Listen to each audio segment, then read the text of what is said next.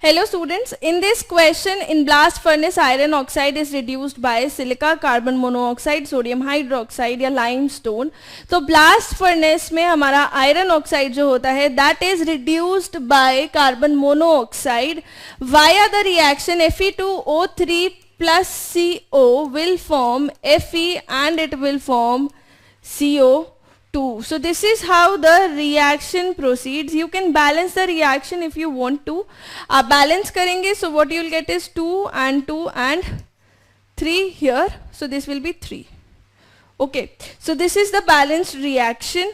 तो आपका blast furnace में जो iron का reduction होता है, that is a smelting process and it is by the carbon monoxide. बाकी इनमें से कोई भी ऐसे reducing agent नहीं है. Okay. Thank you.